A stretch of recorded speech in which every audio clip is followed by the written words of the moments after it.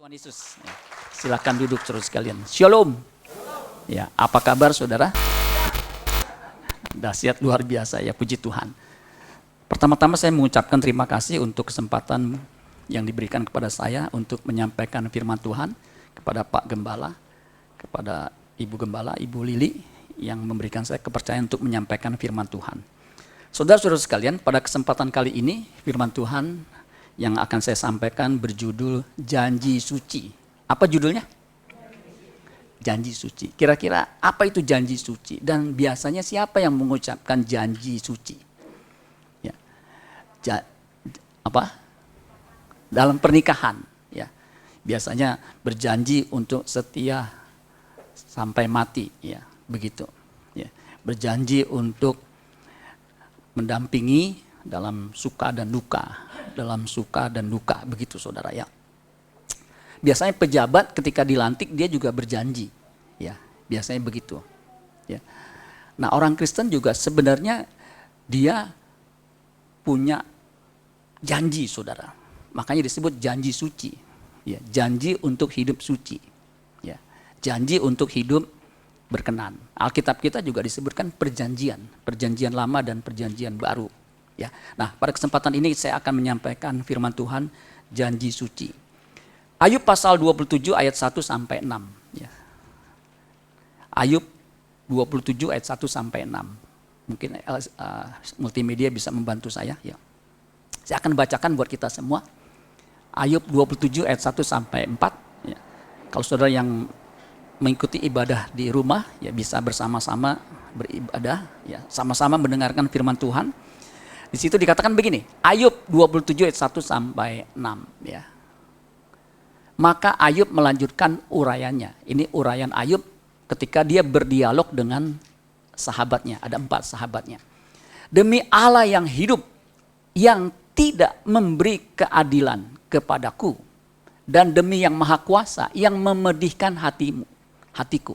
Nah, kalau saudara lihat di situ, demi Allah yang hidup, yang tidak memberi keadilan kepadaku. Jadi Ayub secara manusia itu merasa tidak diperlakukan dengan adil. Sebab dia udah saleh, jujur, takut akan Allah, menjauhi kejahatan, tetapi mengalami malapetaka. 10 anaknya mati dalam 1 hari. Saudara bisa bayangkan, 10 anaknya meninggal. 1 anak meninggal aja luar biasa sedihnya. Ini 10. Kemudian hartanya ludes, habis. Padahal dia orang yang terkaya di bagian timur pada waktu itu. Orang terkaya, berarti nomor 1 terkaya. Habis harta bendanya. Kemudian kesehatannya. Ya. Kesehatannya itu luar biasa drastis. Dari batok kepala sampai ujung kaki itu borok semua. Penyakit orang susah, borokan. Ya. Kemudian istrinya meninggalkan dia. Bahkan menyuruh dia menyumpai memaki Allah. Ya. Ya. Masih bertekunkah engkau dalam kesalehanmu? Ya. Tinggalkan Allahmu. Matilah kau, saudara. Jadi dia mengalami penderitaan luar biasa. Makanya dia mengatakan, demi Allah yang hidup, yang tidak memberi keadilan kepadaku, dan demi yang maha kuasa, yang memedihkan hatiku. Hatinya pedih, sedih. Selama, perhatikan ayat 3. Selama nafas masih ada padaku, dan roh Allah masih di dalam lubang hidungku. Jadi masih hidup, ya, masih ada nafas, ya. Di sini semua pasti masih bernafas, ya. Maka perhatikan, bibirku sungguh-sungguh tidak akan mengucapkan kecurangan, dan lidahku tidak akan melahirkan tipu daya. Nah, ini luar biasa. Ya, tekad janji dari Ayub ketika mengalami ketidakadilan, dia tetap menjaga mulutnya, perkataannya. Ya, Alkitab memang mengatakan dia tidak bersalah dalam perkataannya. Padahal untuk bisa menjaga perkataan itu tidak mudah. Manusia untuk bisa mampu berbicara butuh waktu 2-3 tahun. Betul nggak? Nggak ada bayi yang pas lahir langsung shalom. Nggak ada. Pasti dia belajar dulu. Biasa kata yang diucapkan mama, gitu. Mama, mau makan gitu ya. Tetapi untuk bisa menjaga perkataannya sempurna, bisa menjaga perkataannya benar, itu butuh waktu minimal 50 tahun. Makanya Alkitab mengatakan kita bersalah dalam banyak hal, ya, terutama dalam perkataan. Tetapi barang siapa yang sempurna dalam perkataan, yang tidak bersalah dalam perkataannya adalah orang yang sempurna. Itu ayatnya di mana? Di Alkitab, Yakobus. Yakobus 3 ayat 2. Jadi orang yang tidak bersalah dalam perkataannya itu orang yang sempurna, yang tidak bercacat, tidak bercela. Ya. Nah, untuk bisa menjaga perkataannya tidak melahirkan tipu daya, itu sukar, apalagi di tengah penderitaan. Kita biasanya suka memaki-maki ketika kita menderita. Ya. Tetapi Ayub menjaga perkataannya. Kenapa dia bisa begitu? Karena dia punya tekad. Selama hayat masih di kandung badan, selama nafasku masih ada padaku dan roh Allah ada dalam diriku, itu tekadnya saudara sekalian. Maka judul khotbah saya adalah janji suci atau tekad suci. Ya. Ayat 5, aku sama sekali tidak membenarkan kamu. Ya. Memang sahabat-sahabatnya mengatakan nggak mungkin kalau kamu nggak bersalah, masa penderitaan seperti ini. Memang pada umumnya orang memahami kalau orang benar, orang saleh itu pasti tidak akan mengalami penderitaan. Umumnya begitu. Kalau dia mengalami penderitaan pasti ada dosa besar. Makanya Ayub mengatakan aku sama sekali tidak membenarkan kamu karena keadaanku saleh, jujur, takut akan Allah, menjauhi kejahatan. Itu kan orang yang luar biasa. Sampai binasa aku tetap mempertahankan bahwa aku tidak bersalah. Ini luar biasa. Ya. Sampai binasa artinya sampai mati. Ya. Aku mempertahankan bahwa aku tidak bersalah. Itu luar biasanya. Kebenaranku ku pegang teguh dan tidak kulepaskan. Ini luar biasa saudara sekalian ya. Hatiku tidak mencela sehari pun daripada umurku. Jadi sehari pun dia tidak mau berbuat dosa, berbuat salah. Ini tekad yang luar biasa, yang juga harus kita miliki. Amin saudara sekalian. Ya. Apalagi orang Kristen saudara sekalian. Kita juga mesti punya tekad seperti ini. Ini perjanjian lama loh Ayub itu. Ya, bahkan katanya ini dia hidup sejaman dengan para tokoh-tokoh perjanjian lama awal. Ya. Nah saudara, bukan hanya di sini Ayub mengucapkan janji atau sumpahnya, tetapi di Ayub pasal 31 itu dia juga pernah ngomong, ya, mengatakan begini. Ayub 31 di slide selanjutnya dikatakan begini. Ayub 31 ayat 1 bahasa Indonesia masa kini. Ya. Nah ini bahasa Indonesia masa kini itu lebih jelas. Ya. Dengan sumpah aku telah berjanji. Luar biasa ya. Dengan sumpah aku telah berjanji. Ya. Sumpah janji itu kan sebenarnya sasamiwan, sama saja samimawan, itu kan sinonim. Tapi di sini digunakan dua kali. Dengan sumpah aku berjanji, gadis muda tak akan kupandang dengan berahi. Nah, ini luar biasa ya. Pria-pria di sini, ya, kalau ke mall, ya, itu hati-hati dengan matamu. Ya. Sebab apa? Di mall kita nggak bisa kontrol. Wanita-wanita pakaiannya apa kita nggak bisa kontrol. Ada yang pakaiannya itu, ya, roknya 1 jengkal dari lutut. Saudara bisa bayangin 1 jengkal dari lutut. Ya. Pria-pria dilihat dosa, nggak dilihat sayang, saudara. Nah itu. Makanya Alkitab katakan, hati-hati gunakan matamu ting-ting. Ting-tong. Itu hati-hati saudara sekalian. Ya. Kalau kita nggak punya tekad, kita lihat begitu saudara ya. Firman Allah yang hidup itu mengatakan sama, mirip tapi lebih luar biasa nih. Aku telah, artinya dia punya komitmen, sudah punya komitmen, telah berjanji untuk mengekang mataku. Nih, mata ini kan susah dikekang saudara sekalian untuk melihat sesuatu, agar tidak memandang anak gadis dengan penuh hawa nafsu. Jadi harus punya tekad sebelumnya ya, untuk bisa hidup benar, menjaga perkataan, menjaga hidup kita tidak tercemar. Di Mazmur 101 ayat 3, ini Mazmur Daud saudara. Judul perikopnya, Mazmur itu adalah judulnya seorang raja bernasar. Jadi ini diucapkan ketika dia dilantik jadi raja. Makanya judulnya seorang raja bernasar. Kalau New King James itu memberi judul Promise Faithfulness to the Lord. Ya, bahasa Inggris dikit walaupun belepetan saudara sekalian ya. Promise artinya apa? Janji. Faithfulness to the Lord. Setia kepada Allah. Jadi kita mesti berjanji setia kepada Allah, bertekad untuk setia kepada Allah. Jangan bertekad untuk hal-hal yang lain.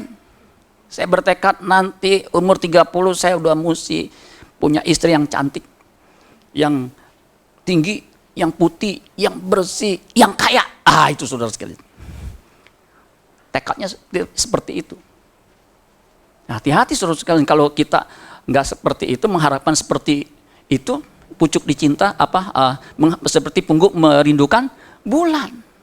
Makanya sulit ya untuk mendapatkan yang tinggi, yang cantik, yang kaya, yang baik lagi. Susah. Ya. Apalagi tampang kita pas-pasan. Ya. Itu sulit. Ya. Jangan bertekad seperti itu. Tapi kalau bertekad hidup suci, harus menjadi tekad kita semua. Amin. Mau yang muda, mau yang tua, baik laki-laki atau perempuan. Itu harus punya tekad yang sama seperti Mazmur ini. Ya. Dan dikatakan begini, saudara nanti bisa baca dari ayat 1 dan seterusnya. Ya, ini karena waktu, jadi saya ambil penggalannya aja yang berhubungan dengan khotbah saya.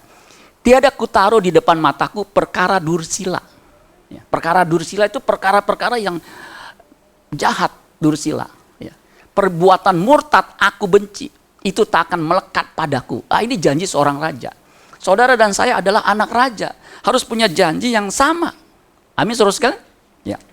Nah selanjutnya saudara sekalian, di slide selanjutnya, itu ternyata bukan hanya Ayub yang punya tekad untuk bisa hidup benar, menjaga perkataannya. Tetapi tokoh perjanjian lama seperti Yusuf, itu ternyata saudara sekalian punya tekad yang sama, yang mirip persis. Bahkan ketika dia mengalami godaan, itu terbukti tekadnya. Ya. Nyata Tuhan memberkati. Makanya ketika Yusuf ini memang perawakannya kalau kita baca itu good looking, attitude-nya baik. Ya, kalau pria good looking, attitude-nya baik, itu jadi idola. Ya, orang seneng. Ya. Jangan mukanya udah pas-pasan, jelek, jahat lagi. Aduh, jangan seperti itu ya. Nah, suatu ketika, nih singkat cerita, Yusuf udah ada di rumah tante Potifar. Nah, nyonya Potifar ini, istri Potifar, itu melihat Yusuf tampan, elok begitu ya, baik. Alkitab mengatakan timbul hawa nafsunya. Ya. Ini wanita loh. Makanya dia menggoda. Alkitab mengatakan setiap hari dia menggoda. Tapi Yusuf tidak tergoda. Yusuf tidak tergoda. Yusuf itu digoda, sebab yang menggoda ini itu istri, kalau sudah baca, kepala pengawal istana, pejabat. Biasanya istri pejabat itu cantik-cantik. Kenapa cantik-cantik? Karena biasanya kalau ada acara di istana itu istri dibawa. Biasanya untuk dipamerkan. Jadi Yusuf ini benar-benar digoda. Kalau dia nggak punya tekad, saudara sekalian, habis. Ya. Kalau yang goda udah umur 70, udah gitu jelek, itu bukan godaan. Itu bukan godaan, itu apa namanya ya? Musibah. Ya. Bukan godaan, bukan cobaan, musibah. Ini cantik saudara sekalian. Luar biasa. Digoda setiap hari. Di rumah itu nggak ada orang. Alkitab mengatakan kalimat yang keluar dari mulut Yusuf apa? Dia katakan begini. Bahkan di rumah ini ia tidak lebih besar, maksudnya suaminya istri Potifar ya. Tidak lebih besar kuasanya daripadaku. Dan tiada yang tidak diserahkannya kepadaku selain daripada engkau. Jadi Yusuf tahu batasan-batasannya. Sebab engkau istrinya. Ya. Bagaimanakah, perhatikan ini. Bagaimanakah mungkin aku melakukan kejahatan yang besar ini. Bagi Yusuf, perselingkuhan, perzinahan itu dosa besar. Dan berbuat dosa terhadap Allah. Kenapa dia bisa berkata seperti itu? Karena dia punya tekad. Dia punya janji untuk hidup benar. Daud aja sudah punya tekad untuk hidup benar ketika dia dilantik. Itu masih bisa jatuh. Bagaimana yang nggak punya tekad, nggak punya komitmen? Daud itu jatuh, saudara sekalian. Jatuhnya luar biasa, double sin. Kalau orang teolog mengatakan itu double sin. Udah istri orang diambil, suaminya dibunuh. Padahal waktu itu, kalau saudara teliti Alkitab, Daud itu udah punya istri 6. Cantik-cantik. Tapi dasar ya laki-laki saudara sekalian ketika melihat orang mandi. Masalah yang mandi itu siapa? Ada yang tahu? Namanya siapa? Betseba. Kok tahu? Pernah ngintip ya? Namanya Betseba itu Alkitab mengatakan very beautiful to behold. Sangat cantik untuk dilihat. Jadi ibarat mobil tuh BMW. Tahu BMW kan? Bahenol montok wele-wele. Jadi ketika mandi itu menimbulkan hawa nafsu. Cantik. Pasti kamar mandinya nggak pindah-pindah, ada di situ. Ya, dekat istana. Nah Daud kan tahu ada orang mandi. Harusnya dia jaga matanya. Yang dia lihat istrinya aja. Ini dia lihat. Ketika dia lihat ting nyut nyut itu siapa yang mandi? Diambillah, dipanggillah. Kemudian terjadilah musibah itu saudara sekalian. Sampai punya anak, mengandung. Dan suaminya dibunuh. Pembunuhan berencana pasal 340. Hukumannya 20 tahun seumur hidup atau hukuman? Tahu semua nih, jangan-jangan hakim semua nih. Pasal 340, jangan lupa tuh. Kalau pasal 303, judi. Judi dilarang saudara sekalian. Ya, apalagi orang Kristen main judi, tidak boleh. Tapi kalau menang Pak, puji Tuhan. Ya nggak boleh juga saudara sekalian. Ya. Nah itu tuh. Jadi orang yang punya komitmen aja bisa jatuh dalam dosa, apalagi enggak. Makanya saya mau membangkitkan kita semua untuk punya tekad saudara sekalian. Satu lagi dah ya. Saya ingin menjelaskan bahwa tekad untuk hidup suci ini perlu kita kobarkan. Ya. Jangan berpikir bahwa kita udah selamat, udah percaya Yesus, nanti mati masuk surga. Urusan hidup kita keberes, nanti Tuhan sudah hapus dengan darahnya yang kudus. Nggak mungkin. Kalau saudara Kristen di gereja, haleluya, itu air mata mengalir begitu ya, dari dari mata kan, air mata namanya, dari hidung mengalir ya saudara, dari ini kemudian begitu. Tetapi kalau saudara di luar jahat, kira-kira masuk surga nggak orang seperti ini? Nyah, kamu pembuat kejahatan, itu kejahatan Yesus bilang. Bukan orang yang berseru Tuhan Tuhan yang akan masuk dalam kerajaan surga, melainkan dia yang melakukan kehendak Bapakku yang di surga. Jadi jangan merasa enteng aja. Ya, menjadi Kristen tapi hidupnya amburadul. Itu sesat, ajaran yang salah. Ya. Nah, satu lagi Daniel. Daniel ini saudara sekalian, dan Yusuf, kalau saudara baca Alkitab, tidak ada pelanggaran yang ditulis. Kalau Abraham kan ditulis dia bohong, walaupun bohong halus.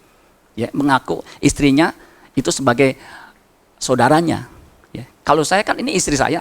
Nggak mungkin saya aku, ini siapa cantik begini? Cantiknya kok melebihi batas, siapa? Saya pasti bilang, ini istri saya. Nggak bilang, ini adik saya. Ya. Pasti ngomong. Ya, nanti kalau ketahuan, ya bapak kok bohong, itu kan istri bapak kok. Bapak bilang bapak bilang adik. Abraham pernah seperti itu. Ya. Kalau Yakub, apalagi rajanya bohong, saudara sekalian. Ya. Pamannya aja dibohongin. Ayahnya aja Ishak dibohongin. Tapi kalau Yusuf dan Daniel ini nggak ada pelanggarannya yang ditulis di Alkitab. Kenapa? Dia juga punya komitmen, punya tekad sejak muda. Makanya anak-anak muda ini harus punya tekad untuk hidup suci, hidup benar, ya sedini mungkin, sehingga punya kekuatan. Jangan sampai udah umur 62, 60 sekian lebih, tapi masih mata keranjang. Masih mengkoleksi asisten pribadi sampai 40. Buat apa? Saya punya asisten satu aja udah cukup, lebih dari cukup. Dia sebagai support sistem saya. Nanti makan apa Pak ya habis ini? Dia siapin. Begitu saudara. Ini sampai 40 sekian. Waduh. Sulit nanti untuk bisa lepas dari ikatan-ikatan dosa itu. Nah, Daniel ini dikatakan begini, Daniel 1 ayat 8. Ini Alkitab yang terbuka. Nanti saudara bisa baca versi yang lain juga ya. Dikatakan Daniel sungguh-sungguh bertekad dalam hatinya untuk tidak mencemarkan dirinya dengan santapan raja dan dengan anggur minuman raja. Oleh sebab itu dia meminta kepada kepala pegawai istana supaya dia tidak mencemarkan dirinya. Artinya tidak diberikan makanan-makanan raja. Ya. Makanan minuman raja itu pasti enak-enak. Ya. Kalau saudara misalnya ke suatu pesta orang-orang kaya, itu pasti enak-enak. Es krimnya aja pasti bukannya es krim yang lain, tapi Häagen-Dazs, betul nggak? Yang sekali satu cup itu bisa 40-60 ribu. Jadi sekali begitu tuh ceban, begitu saudara sekalian. Nggak mungkin, kalau saya sebut es krim yang lain, ya saudara tahu lah ya. Ini mahal. Saya pernah acara perkawinan, ya itu bos besar, itu es krimnya Häagen-Dazs. Saya bilang, waduh ini doyan anak saya nih. Cuman jarang saya beliin, sebab apa? Mahal. Saya ambil banyak nanti ketahuan.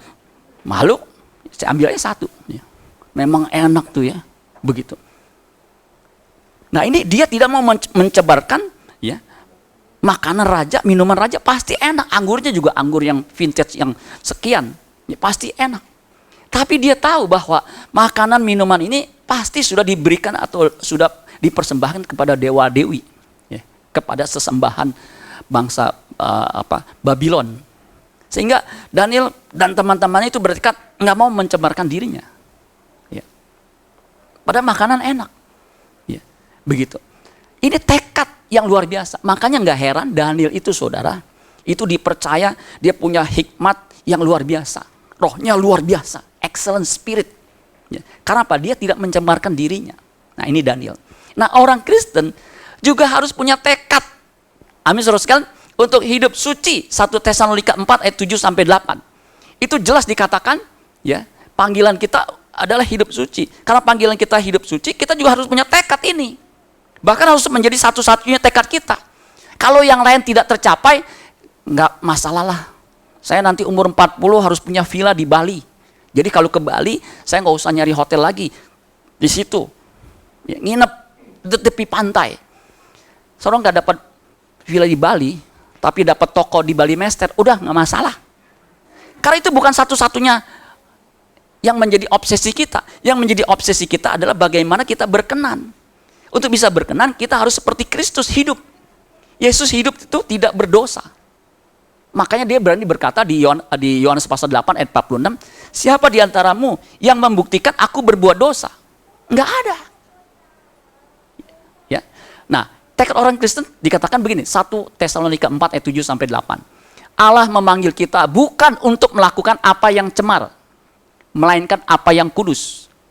Ayat 8, karena itu siapa yang menolak ini, menolak hidup tidak cemar, ya, menolak untuk hidup kudus, bukanlah menolak manusia, melainkan menolak Allah yang telah memberikan juga rohnya yang kudus kepada kamu. Jadi ketika kita percaya Yesus, itu Roh Kudus dimenteraikan, ditempatkan dalam diri kita sebagai jaminan, sebagai down payment, supaya kita punya kemampuan bisa hidup kudus. Kalau nggak ada Roh Kudus, manusia itu kecenderungannya jahat. Kejadian 6 ayat sekian. Nggak berbuat dosa, jahat mulu bawaannya. Ya, dari perkataan, dari pikiran. Tetapi ketika kita terima Yesus sebagai Tuhan dan Juru Selamat, Roh Kudus ditempatkan, kita punya kemampuan untuk bisa hidup benar. Kita punya kemampuan untuk tidak berbuat dosa. Kalau nggak ada Roh Kudus, itu kita oleh Bapak Gereja Martin Luther mengatakan non posse non peccare. Artinya tidak bisa tidak berbuat dosa, selalu berbuat dosa. Tetapi ketika ada Roh Kudus dalam diri kita, kita punya kemampuan untuk tidak berbuat dosa. Bahkan bukan hanya tidak berbuat dosa, tetapi tidak bisa berbuat dosa lagi. Artinya apa? Kita punya kemampuan diubahkan kodratnya. Dari kodrat berdosa, sinful nature, menjadi kodrat ilahi, divine nature. Nah bersama dengan itu juga, saudara sekalian, kita harus punya tekad. Amin saudara sekalian. Tekad kita mesti bulat, jangan lonjong. Ya. Tekad yang bulat, yang teguh begitu. Terjemahan versi mudah dibaca mengatakan begini, 1 Tesalonika 4 ayat 7-8. Allah telah memanggil kita untuk hidup suci. Bukan hidup dalam dosa. Jadi orang yang menolak ajaran ini ajaran Kristus nih, ajaran Paulus, juga ajaran Kristen, ajaran yang Yesus ajarkan, itu bukan menolak manusia, tetapi menolak Allah yang memberikan Roh Kudusnya kepada kamu. Roh Allah kenapa disebut Roh Kudus? Karena Roh Allah ingin kita hidup kudus. Amin saudara sekalian. Ini yang sulit untuk kita bisa tempuh. Ini perjuangan yang menurut saya harus all out. Ya. Suatu ketika Yesus ditanya, ya, siapakah yang diselamatkan? Sedikit sajakah orang yang diselamatkan? Yesus menjawab apa? Bukan dia jawabnya kan sedikit sajakah orang yang diselamatkan? Itu kan kuantitas. Bisa jawabannya dikit, paling juga 10-an. Yesus tidak menjawab sedikit sajakah orang yang diselamatkan. Dia nggak menjawab sedikit atau banyak. Tetapi dia menjawab, berjuanglah untuk masuk pintu yang sesak itu. Banyak orang berusaha masuk tetapi tidak akan dapat. Jadi kalau hanya berusaha, itu ayatnya di Lukas 13 ayat 23 dan 24. Kalau hanya berusaha, tidak akan bisa, harus berjuang. Amin saudara? Kalau hanya berusaha nggak akan bisa masuk. Pintu yang sesak itu adalah bagaimana hidup kudus itu. Bagaimana hidup tidak berbuat cemar. Itu sukar. Bahkan mustahil. Tetapi apa yang mustahil bagi manusia tidak mustahil bagi Allah. Seperti orang kaya yang datang kepada Yesus. Kaya loh, masih muda kaya. Kan luar biasa. Bukan karena dari robot trading atau investasi bodong. Tapi dari kerja keras mungkin. Dia berkata, guru, apa yang harus aku lakukan untuk bisa masuk hidup kekal? Untuk bisa memiliki hidup yang kekal. Hidup yang berkualitas. Hidup suci itu hidup berkualitas. Yesus berkata, apa yang dikatakan hukum Taurat? Jangan membunuh, jangan berzina, jangan mencuri, jangan mengucapkan saksi dusta, jangan menginginkan milik sesama. Dia bilang apa? Semua itu sudah kulakukan sejak muda.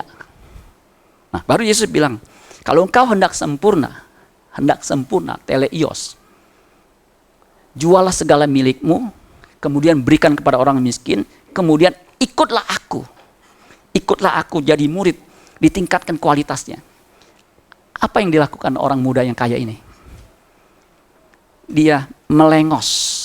Nah, itu bahasa Yunaninya, kan kronos, ya, kairos. Nih melengos. Nah, itu saudara ya, bahasa Yunani kan os. Dia melengos. Sebab banyak hartanya.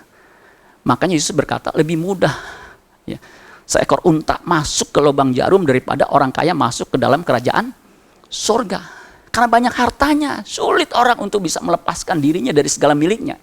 Karena orang yang tidak bisa melepaskan dirinya dari segala miliknya, tidak bisa menjadi murid. Lukas pasal 14 ayat 33, tidak bisa menjadi murid kalau tidak melepaskan dari segala milik, masih terikat, nggak bisa. Harus melepaskannya, baru bisa menjadi murid, ditingkatkan kualitasnya. Baru tekad itu cocok tuh. Murid kan artinya ditingkatkan kualitasnya. Supaya kualitasnya seperti Bapa di sorga, sempurna, sama seperti Bapa di sorga. Matius 5 ayat 46. Kuduslah kamu sebab aku ini kudus. Itu tuntutan dari hukum Taurat juga. Imamat pasal 11 ayat 45. Ya, Imamat 19 ayat 2. Yang dikutip oleh Rasul Petrus dalam 1 Petrus 1 ayat 16. Kuduslah kamu sebab aku ini kudus. Nah, untuk bisa kudus seperti yang Tuhan harapkan, standarnya Allah, kekudusan Allah, kita harus punya tekad. Amin. Umat PL dan PB sesungguhnya sama. Ya, kalau umat PL itu diwakili oleh Ayub, oleh Daniel, oleh Yusuf, ya, oleh tadi Daud ya, begitu saudara sekalian. Kita juga punya tekad yang sama. Amin saudara sekalian. Perjanjian sama, malah kita dituntut lebih. Ya. Kalau perjanjian lama kan masih ada tokoh-tokoh Alkitab yang istrinya 6. Kita istri cuma 1 loh. Makanya kalau pilih istri itu yang benar-benar, amin. Udah satu selamanya. Satu aja juga nggak habis-habis terus kan. Mesti dijaga ya, istri itu. Sama punya suami juga begitu. Jangan suami udah bengek, sakit-sakitan, pengen ditukar sama panci. Ya dikira barang rongsokan. Ya, tetap kasihi, amin. Jangan waktu gagah aja, waktu punya penghasilan dikasihi. Ketika batuk-batuk, gue mau tukar nih suami kayak begini, ya nggak ada guna, gabut, wah jangan, tetap kasihi, amin. Sama istri, kalau istri ya dulu langsing, sekarang udah kayak gentong begitu gemuk, mengembang kiri ke kanan, depan belakang, tetap mengasihi, amin. Ibu-ibunya jangan sampai begini ya, kan nanti suami saya tetap mengasihi walaupun badan saya melar ke kiri ke kanan, mengembang begitu ya, seperti Alkitab katakan, dia tetap mengasihi saya. Ya mesti jaga juga saudara ya, mesti olahraga ya. Kayak istri saya jaga makannya tuh, nggak makan yang lemak-lemak segala macam, olahraga N1, N2, N3 sampai encok begitu, di olahraga terus. Bahkan dia push up. Istri saya bisa push up begitu. Tapi sejak tangannya jatuh, udah nggak bisa push up karena masih sakit. Sehingga langsing begitu. Ini saya nggak nuntut. Ya, kayak saya perut saya, itu saya jaga jangan sampai buncit. Sebab kalau buncit katanya banyak lemak-lemak, itu orang lebih cepat mati katanya begitu. Jadi saya jaga tuh. Saya push up, saya pull up, saya sit up begitu ya. N1, N2, N terus sampai nggak sampai encok sih ya, cuma sampai begitu perut nih. Emang nggak ada cara lain Pak untuk ngempesin perut? Nggak ada. Katanya sih ada, tepuk-tepukannya begini. Setiap hari 3 kali. Sambil ngomong, malu-maluin. Kempes enggak, pecah iya saudara ya. Ya enggak, harus kerja keras. Ada yang bilang, olesin aja Pak, pakai minyak zaitun sama bangkuang diiris kecil-kecil, kemudian diolesin. Kempes, mengkilat. Enggak kempes, tetap begitu aja. Sama hidup suci itu mesti kerja keras, amin. Enggak mudah dengan sendirinya. Ya itu mesti punya tekad dan juga nanti Roh Kudus akan menolong kita. Kalau kita nggak punya tekad, ya kehendak mau jadi ya Tuhan, nggak bisa, kita mesti punya tekad. Amin saudara sekalian. Nah, jadi kalau saya simpulkan dalam satu bagan, ya siapa yang harus berjanji? Kita semua. Mau tokoh perjanjian lama, perjanjian baru, pokoknya orang percaya, bisa ditampilkan. Itu harus punya tekad, itu janji suci, ya punya komitmen. Coba katakan komitmen. Apa itu Pak komitmen? Bukan komat kamit kemudian bungkem. Enggak. Tekad yang kuat. Hasrat. Ya. Kemudian gairah. Spirit. Spirit tahu spirit ya? Roh. Itu ada. Makanya kita harus bangkitkan semangat kita untuk bisa hidup suci itu dengan apa? Dengan firman. Dengan apa? Dengan ibadah. Dengan khotbah. Jangan hanya soal berkat-berkat aja. Soal berkat saudara sekalian. Tuhan bisa berkati karena kita anaknya. Amin. Nggak akan pernah kekurangan. Saya selama pandemi, itu kan memang udah penghasilan udah turun semua dah. Mau yang rutin maupun yang internal. Tapi saya bisa bersyukur. Nggak sampai kelaparan. Kalau saya kan serba salah, nggak mungkin dapat bantuan sosial. Ya. Masalah apa? Bapak masih punya mobil, masih rumah tinggal di kompleks, nggak mungkin dapat bantuan sosial. Kalau yang bantuan sosial kan biasanya yang minim-minim. Jadi ya apa adanya. Untung istri saya itu orangnya hemat. Jadi apapun dia pakai itu bisa hemat. Bagaimana sarapan? Beli singkong. Ibu tahu singkong berapa harganya sekilo? Kok tahu goceng? Kenceng lagi. Berapa singkong sekilo? Goceng. Kalau istri saya goceng, dia tawar juga. 4.000 deh Pak. Beli aja di sana dah. Goceng. Itu bisa makan pagi 3 hari. Jadi kupasin dulu, kemudian udah bersih, taruh. Ya, 3 tempat begitu.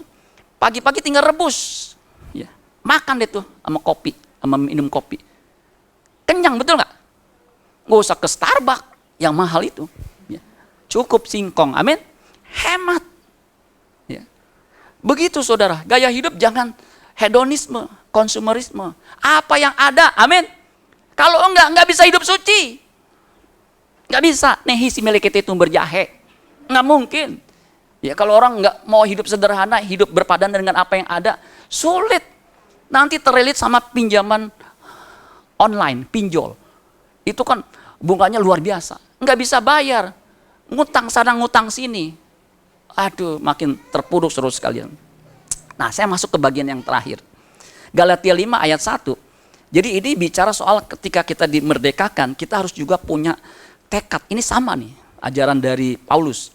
Supaya kita sungguh-sungguh merdeka, Galatia 5 ayat 1, sungguh-sungguh merdeka, artinya benar-benar merdeka, ya, bebas dari dosa, bebas dari yang jahat. Ya. Kristus telah memerdekakan kita. Jadi kalau Yesus tidak mati di kayu salib, dia berkata tetelestai, sudah selesai, kita semua ini masih hidup dalam dosa, meluncur masuk neraka. Tetapi karena Yesus, anak domba Allah yang mengangkat, menghapus dosa dunia, itu membuat kita bisa merdeka dari dosa, dari hukuman dosa. Karena itu, berdirilah teguh, punya tekad yang kuat. Dan jangan mau lagi. Artinya masih ada possibility, ada kemungkinan, karena ada jangan mau lagi. Dikenakan kuk perhambaan. Jadi kita ini walaupun kita udah jadi Kristen, kita masih punya potensi untuk melakukan dosa. Makanya diperingatkan, jangan mau lagi. Tuh, Jangan mau lagi dikenakan kuk perhambaan maksudnya perhambaan dosa, ikatan dosa, budak dosa. Harus sampai betul-betul bebas.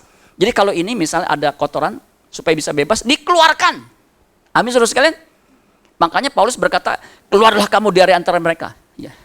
Uruskanlah dirimu. Dikeluarkan supaya bisa bebas. Dan kita sendiri harus mengeluarkannya dengan pertolongan Roh Kudus dalam diri kita itu. Jangan suruh orang lain.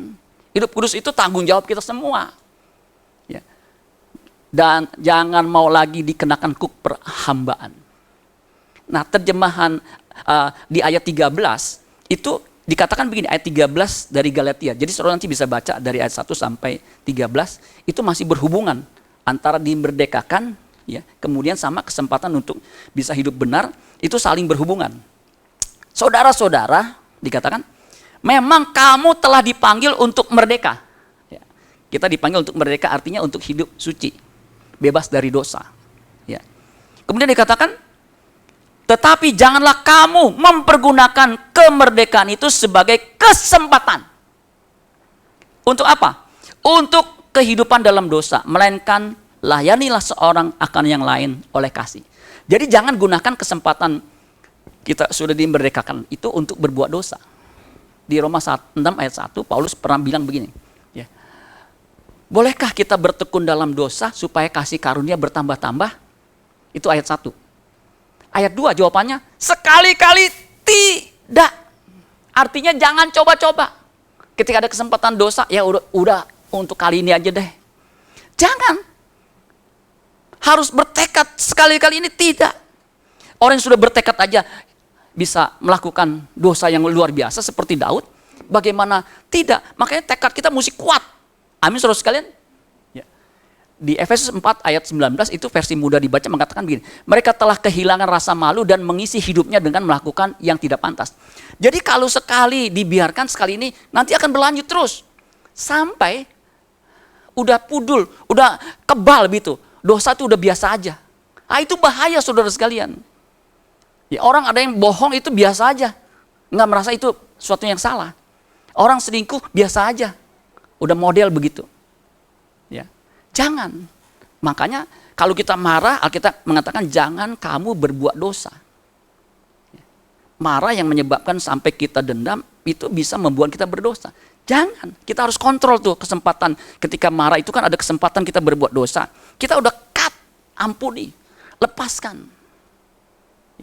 Ketika perempuan berzina kedapatan berbuat dosa, kemudian diseret di depan untuk Yesus pendapatnya apa? Kalau Musa kan lemparin batu sampai mati. Dilemparin apa? Batu, bukan dilemparin bapau loh, batu loh. Yesus bilang begini, siapa di antaramu yang tidak berbuat dosa, biarlah dia yang pertama kali melemparkan wanita ini. Saudara tahu nggak? Yesus tunggu sambil dia nulis di bawah. Ternyata nggak ada.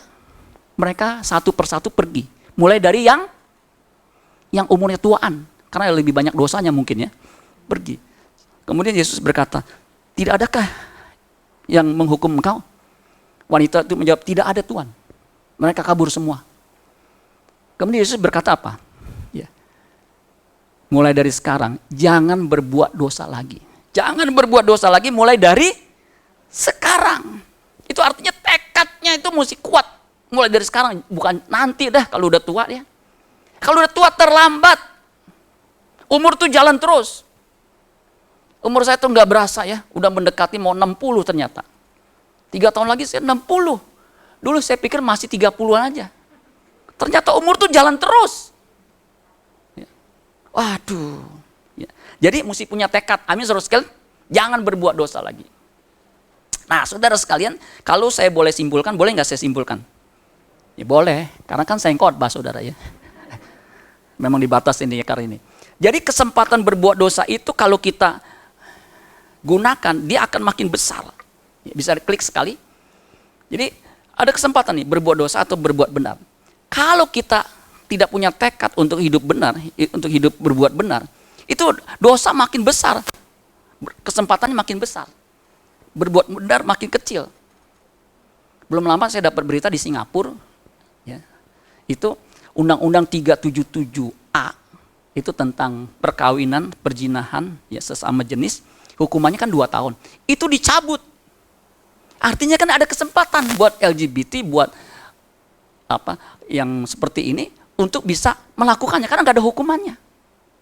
Tuh, kesempatan makin besar. Ini udah mulai masuk Asia nih. Ini bahaya, saudara. Makanya tekad kita karena kesempatan makin besar, kesempatan untuk berbuat dosa makin besar, tekad kita juga mesti makin besar. Kalau enggak, klik sekali. Itu kesempatan untuk berbuat benar, klik sekali, hilang. Apa yang terjadi? Wahyu pasal 22 ayat 11. Orang cemar akan terus berbuat cemar. Orang jahat akan berbuat jahat terus. Sampai tanpa batas kejahatannya. Sampai kita pikir kok bisa ya orang Kristen melakukan kekejian seperti itu ya. Ajudannya sendiri dibunuh. Wah, itu kan sulit dimengerti pakai akal sehat. Kenapa? Karena kesempatan untuk berbuat benarnya habis. Dia punya pangkat, dia punya kedudukan, dia punya fasilitas, dia punya segala-galanya. Habis lah. Makanya jangan mempergunakan kemerdekaan itu untuk kesempatan berbuat dosa. Tadi kan kesimpulan, sekarang kesimpulan dari kesimpulan. Ya. Main musik bisa main di G. Ya. Nah, ini yang paling terakhir. Jadi saudara sekalian, kita sudah ditebus, dimerdekakan oleh Kristus. Ya. Kita diselamatkan. Ingat, panggilan kita adalah hidup suci. Untuk bisa hidup suci kita harus punya tekad, punya janji suci, ya. Punya komitmen. Dan Roh Kudus tempatkan dalam diri kita. Kita harus berdayakan, kita harus bergantung. Tadi itu ada lagu bagus tuh ya. Kita bergantung kepada Roh Kudus untuk apa? Memberikan kita kekuatan. Baru kita bisa memiliki kodrat ilahi, hidup suci, karakter ilahi, integritas. Dan itu sudah ditunjukkan oleh tokoh-tokoh Alkitab. Dan saya percaya, saudara orang percaya yang dipanggil untuk hidup benar, saudara harus punya tekad supaya hidup kita benar dan Bapa di sorga berkenan kepada kita. Amin buat firman Tuhan. Tepuk tangan buat Tuhan Yesus. Saya undang kita bangkit berdiri.